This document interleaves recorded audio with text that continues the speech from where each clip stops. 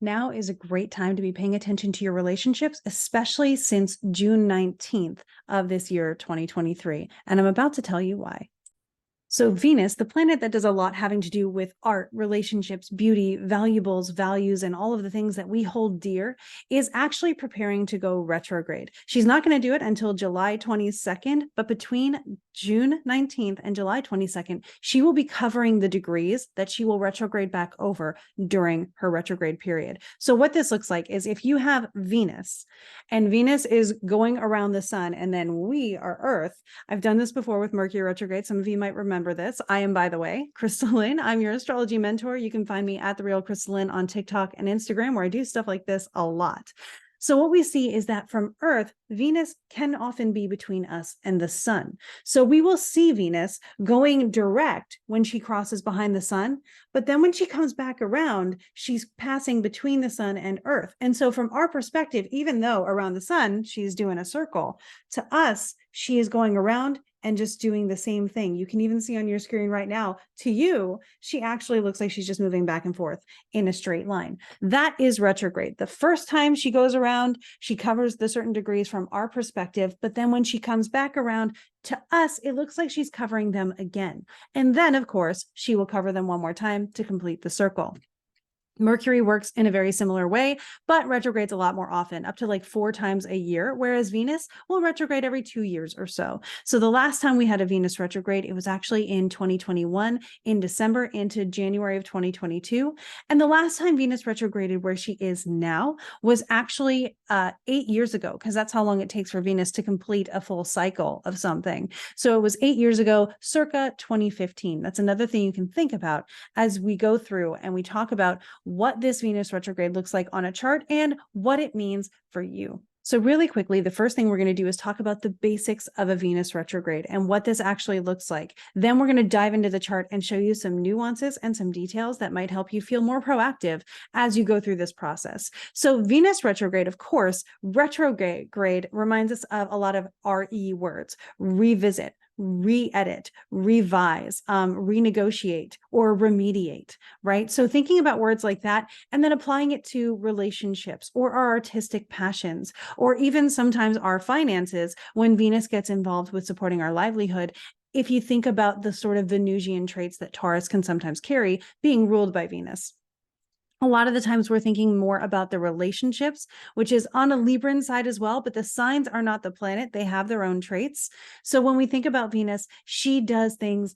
Another metaphor might be Aphrodite. Thinking about the Venusian deities that you've come to know and the archetypes that they fulfill, Venus is going to be following a lot of those paths. So we're thinking about our relationships. And in Venus in Leo, that's the relationships of how they serve us, how we get to shine in our relationships, how we feel seen, how the other person feels seen. So that's why my summary for Venus in Leo retrograde is sort of finding the me in the we. It's finding the individual self or the expression of self in a companionship or in a co-creative relationship. That can be with one person, one-on-one, or it can be with multiple people. It's just making sure that you understand where you are in the relationship and how you get to express yourself and feel seen, loved, and understood in all those Leoan kind of traits that we're looking for. So that's a general way of diving into things that we might notice, especially as you see headlines. I wouldn't be surprised if perhaps we have celebrity relationships being a big topic now, shining a light on relationships, a very Leo thing to do, and maybe even people separating or finding new relationships at this time as they're discovering themselves, and then looking into which relationships support that and encourage that kind of growth. So what I want to do is take you through the chart and show you exactly what we're looking at, and then show you some astrology tips on how we can make the most out of this and make it feel more personalized for us, how you can look at this, think about this, and work with this to make it apply to your life and what's going on with you. So I'm going to share my screen and I'm going to let you guys see the Luna software that I'm using for this, because it does a really great job of showing what we've got going on. So if you see me looking to the side, it's because I'm also looking at what you are seeing on your screen. This is actually the moment on the 19th where Venus entered her pre-shadow phase. Venus will be coming all the way back when she is ready. She will come all the way back at the end of her retrograde to to the 12 degrees of Leo and 12 minutes. So because this is the first time she's coming up to 12 of Leo, I chose this moment to show you that she is going to be going all the way over to about 28 degrees of Leo, stopping, and then coming back to 12 degrees before stopping and going direct again. That's what the retrograde is going to look like. And a really easy way to find this actually is we can go to our ephemeris, we go to direction changes, we'll pick on Venus, go direct and retrograde. And I'm going to ask for that from the 20th onward. Because she doesn't retrograde, as we can see here, until July 22nd. So now we see that she will get to the 28th degree with 36 minutes of Leo. That's where she's going to stop and turn around. And then she'll go direct again on September 3rd. And that's going to be at the 12. So that's how I kind of knew that's when we started our pre-shadow period, which simply just means the first time we hit this 12. So now let's see the birth chart or the initiation of this retrograde and see what we can expect kind of in the tone of what this retrograde is doing. So we come to the moment on the 22nd of July where Venus officially changes retrograde. So this is the time where Venus is stationary and has just gone retrograde at 28:36, as we can see here, at around 9:32 p.m. in East Coast time. This whole day, Venus is going to be very slow. So I would give yourself kind of like a 3-day buffer on either side. If you're like, wow, I'm really feeling relationship stuff, feeling stuck or at a standstill. That's because Venus in the sky, to our perspective, is also at a standstill. Now let's take a closer look at Venus herself. So we can filter everybody else out and just see who Venus is talking to in the chart. And the one thing I'm going to say right away is, as a more traditional astrologer, I am going to exclude Saturn because the opposite sign from Leo here is actually going to be, so Leo is over here. Venus looks like she's over there, but you can see this little line here is drawing her back into this 7th house of this chart. Houses, of course, are not that important right now because we're talking about a specific location that may not be where you are. But thinking about Venus being in the 7th house, of course, the opposite sign from Leo then is Aquarius. Saturn is in Pisces. That's not a really effective opposition in the way that I view astrology. And so if Saturn were a few degrees closer to that 0-degree cusp, within maybe 3 degrees of where Venus is, I would take it into consideration. But Saturn's moving on. And these two aren't going to interact as much as you would think, because Venus is not going to be coming back into or moving forward into another sign to be able to oppose. She'd have to actually get into Virgo, and she's not going to make it there. She's going to be going back this way.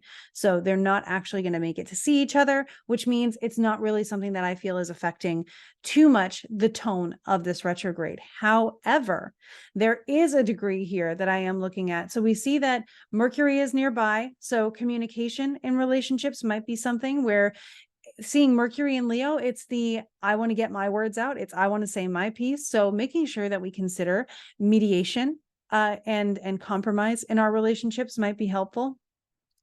The other thing I'm looking at here of all the tangible planets is Uranus. We see there is this square with Uranus, and Venus is at 28. She's about to move backwards. So she is going to she's going to interact again with Mercury, but first, her next real aspect we're going to see out of these planets is going to be with Uranus. So something we can think about here is Venus has reached 28 and Uranus is super slow. So they've already had this conversation before. And what we can do is actually jump backwards a few days. And you can just do that with this arrow here if you're using Luna. And you see Uranus disappears, but then Uranus is going to come back into the conversation right around here. And so we can click until Venus hits that 21 degree. And that's what I'm going to do. I'm just going to take us back a little bit. So she's at 21 here and 26, and Uranus here is at 21 and 44. So if I pop ahead of a day, she gets to 22 too. So we know that sometime on July 1st, Venus is going to have that first square with Uranus.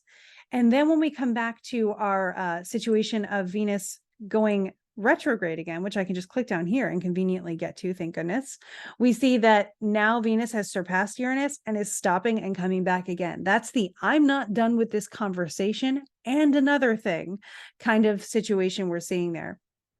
And so if I come here and I actually click on Venus again, I'm going to get a really great graphic that I can use here. We can look at zodiacal sign transit so you can see when she goes into a sign next. We're not really talking about that for this Venus retrograde because she's not going to be moving signs. But I can come here and say, oh, she's going direct on the 3rd. So that's handy to keep in mind. But then we come down here and we see the conjunction with Mercury. The opposition with Saturn is a bit wide and out of sign for me. So again, we talked about that. But now we see that the next Uranus square, the first one having been on July 1st, is going to show up on August 9th. So we have a ton of time before that happens because Venus is now moving slower than usual and backwards, and Uranus is a slow mover on his own all the time. But whatever happens on July 1st, we notice is going to sort of punctuate a little bit the tone of Venus retrograde. It may have something to continue to say throughout. And we're going to get the next big plot point of that story perfecting around August 9th.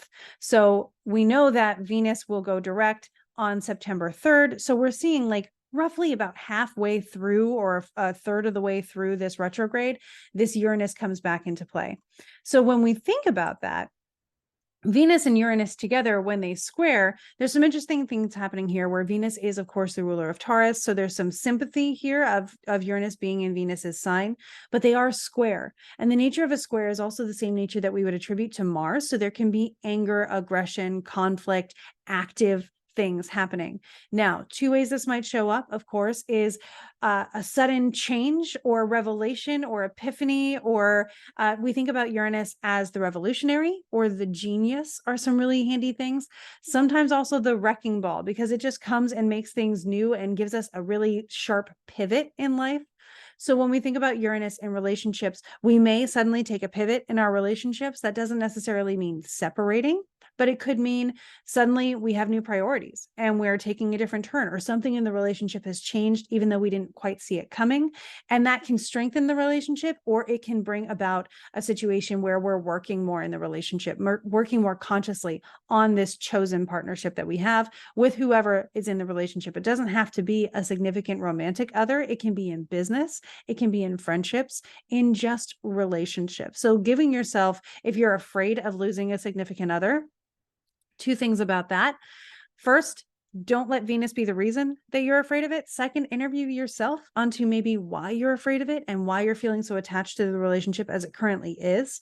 If it could be better, would you give it that space to do it? If it could grow, are you willing to walk through with it? And is your commitment and determination to this relationship one where it's unconditional love that makes you willing to accept someone for whoever they're becoming as you are also becoming? In which case, this retrograde could be amazing. In my own relationships, because Venus in my personal chart rules not only my 12th house, but also my 7th. So business relationships, partnerships, marriages, those kinds of things are an effect for me by the chart. And it's going through a very prominent thing in my chart. So if you wanted to know more about that, we could do a consultation and see how prominent it is for you.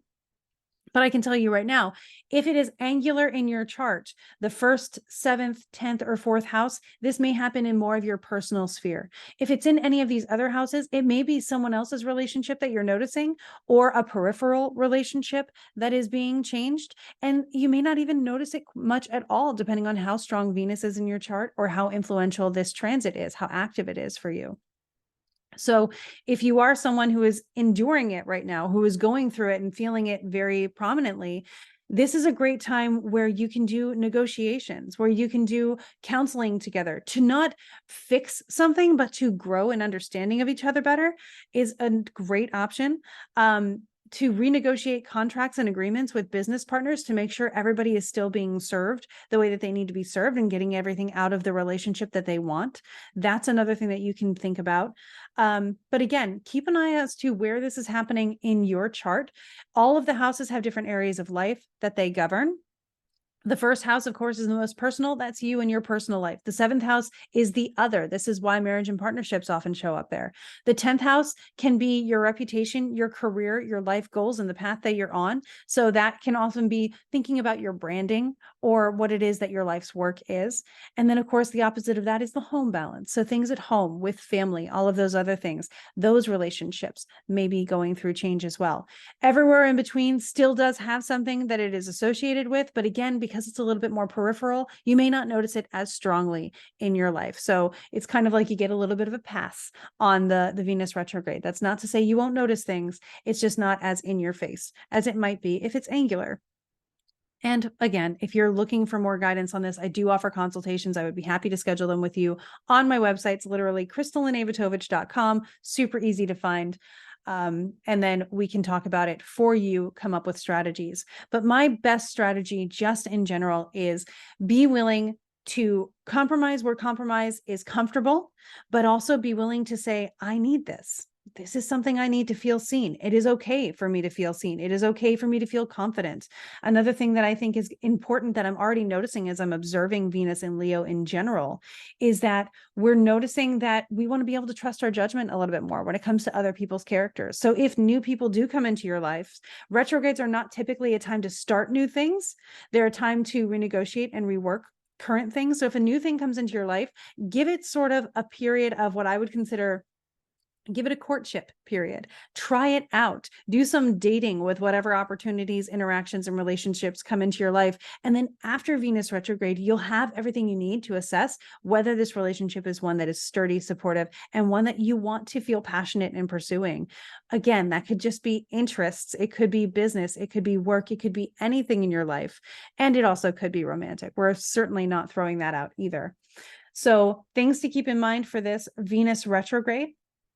She came into her pre-shadow phase on June 19th. So now we're already in the story. It's building up things that happen, especially around Venusian topics, especially regarding your own chart, are these things that are going to be revisited. And so you have plenty of time to let them work themselves out, to work through them and see what's going to happen. And then she will stop her retrograde on September 3rd. And so we have June 19th, pre-shadow.